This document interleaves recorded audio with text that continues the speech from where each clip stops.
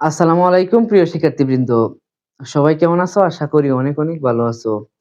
আজকের ক্লাসে আমরা সমাধান করব অনুশীলনী 5.2 এর আরো একটি অঙ্ক। চলো তাহলে শুরু করা যাক। এখানে 8 নম্বর প্রশ্নটি দেওয়া আছে। প্রশ্নটি হলো 2 z² - 9 প্লাস 9z সমান 0। তো প্রথমে আমরা সমীকরণটি লিখে নিই। দেওয়া আছে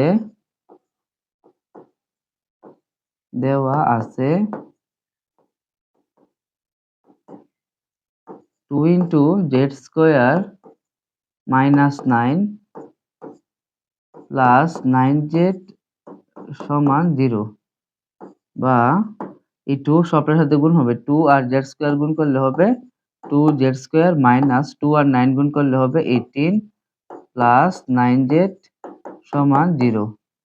এখন আমরা এই রাশিটাকে সাজাবো। কিভাবে সাজাবো? বা 2z² আমরা চলকের পাওয়ার অনুযায়ী সাজাবো। চলকের পাওয়ার এখানে 2 আছে, এরপরে চলকের পাওয়ার 1 আছে, সেটা 2z² প্লাস 9z মাইনাস 18 সমান 0। এখন আমরা এটাকে মিডল ফ্যাক্টর করব। এই রাশিটাকে কি করব? মিডল ফ্যাক্টর করব। মিডল ফ্যাক্টরের সময় কোনো রাশির শুরুতে যদি কোনো সংখ্যা থাকে, তাহলে সেই সংখ্যাটাকে শেষের সংখ্যাটার সাথে মনে মনে গুণ করতে হবে। তাহলে এখানে 2 আর এখানে হচ্ছে 18। তাহলে হচ্ছে কত গুণ করলে 36 হচ্ছে। কত হচ্ছে? 36। এখন আমরা এই 36 এর অনুযায়ী ভাঙবো। 36 কে আমরা যদি ভাঙি তাহলে এরকম হয় কি যে 3 12 36, 3 12 36, এছাড়া অনেক কিছু হয়, কিন্তু 6 6 36 হয়, কিন্তু 6 6 দিলে আমাদের মিলবে না। এখানে মিলবে হচ্ছে 3 12 36। কিভাবে? এই যে 2z² প্লাস এর 12টা জেড থেকে মাইনাসের 3টা জেড চলে গেলে প্লাসের 9টা জেড থাকবে। আর প্লাসে মাইনাসে মাইনাস 3 12 34, আমাদের 36 লিখতে হবে না, লিখতে হবে হচ্ছে 18 ইকুয়াল টু 0। বা এখানে জেড আছে, এখানেও জেড আছে, এখানে 2 আছে আর 12 এর মধ্যেও 2 আছে। আমরা যদি 6 2 12, আমরা একটা 2z কমন নিতে পারি। 2z একটা কমন নিলে এখান থেকে 2 চলে গেলে 2 নাই, z² থেকে একটা z চলে গেলে একটা z থাকবে, প্লাস এখান থেকে 12 তে 6 2 12, এখান থেকে যদি 2 যায় তাহলে থাকবে হচ্ছে 6, আর z তো চলেই গেল। এরপর যে মাইনাস এখানে 3 আছে আর 18 এর মধ্যে 3 6 18, এখানেও কি আছে? 3 আছে, একটা 3 কমন নিব। আর আমি যেহেতু মাইনাসও কমন নিলাম, জেড এর সামনে মাইনাসটা কি হয়ে যাবে? প্লাস হয়ে যাবে। কারণ কোন রাশি থেকে যদি আমরা মাইনাস কমন নেই বা উক্ত রাশির সাথে মাইনাস দ্বারা গুণ দিই, তাহলে আগে যে চিহ্নগুলো ছিল সেগুলো কি হয়ে যাবে? পরিবর্তন হয়ে যাবে। এখন মাইনাসে মাইনাসে প্লাস, আর 3 6 18 থেকে 3 চলে গেলে থাকবে হচ্ছে 6 ইকুয়াল টু 0। বা z+6 আর z+6 হচ্ছে কমন।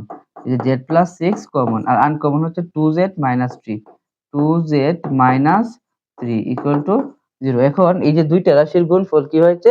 0 হয়েছে। দুইটা রাশির গুণফল যদি 0 হয়, তাহলে কখন 0 হয় দুইটা রাশির গুণফল? যদি দুইটা রাশির মধ্যে একটার মান 0 থাকে, তাহলে এই দুইটা রাশির গুণফল কেবল 0 হয়। এখন আমরা তো জানি না যে কোনটার মান 0। তো হয় এটা সমান 0, অথবা ওইটা সমান 0। তো হয় z+6 সমান 0, অথবা 2z - 3 সমান 0। সুতরাং z ইকুয়াল টু +6টা ওই পাশে গেলে -6, আর এখানে যে 2z লিখলাম, আর -2 ওই পাশে গেলে +t, -2 ওই পাশে গেলে +t। আর সুতরাং z ইকুয়াল টু এই z এর সাথে 2টা কি আকারে আছে? গুণ আকারে আছে। এই পাশে আসলে কি হবে? ভাগ হবে। তাহলে z এর মান হলো -6 আর 3/2।